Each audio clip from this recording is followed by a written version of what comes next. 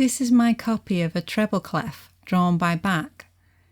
It looks different compared to the standard treble clef because it's a quick handwritten symbol on a piece of sheet music.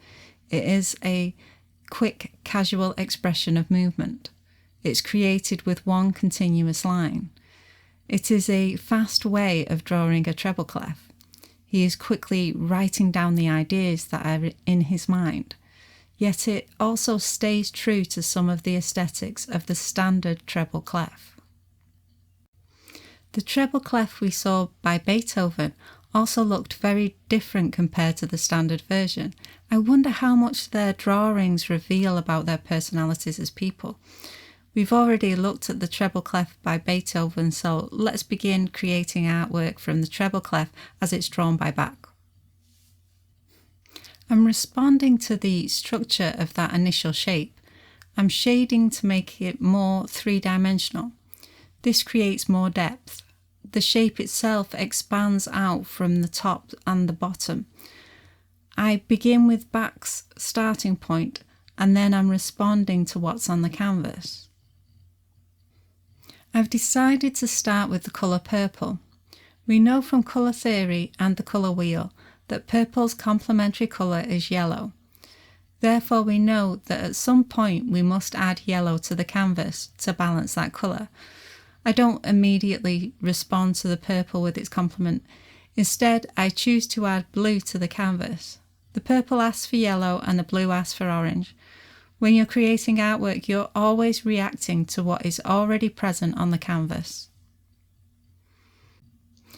Because the canvas is asking for orange and yellow, I decided to add shapes that include both colours mixing together. I use red on the very tips of those shapes, but the complementary colour to red isn't present on the canvas. The colour needed is green. As it gets to these final stages, I'm adding more detail. I won't be adding any other colours, and I'm responding in small ways to what's already present on the canvas.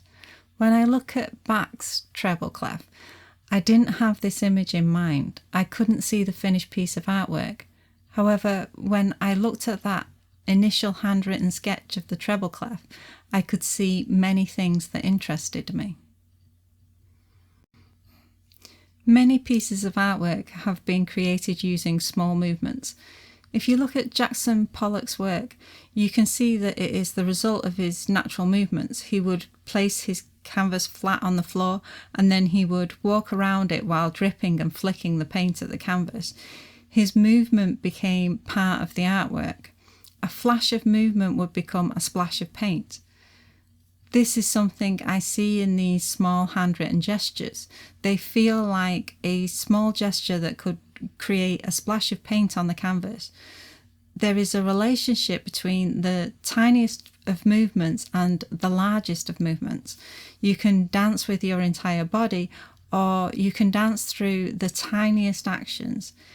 In the small drawing of the treble clef, there is an action, a movement that's created before Bach writes down the music that he is listening to in his mind. How much of the shape is a dance to the music that he is just about to create? These things fascinate me. And as an artist, you must find the things that interest you because they will be an endless source of inspiration.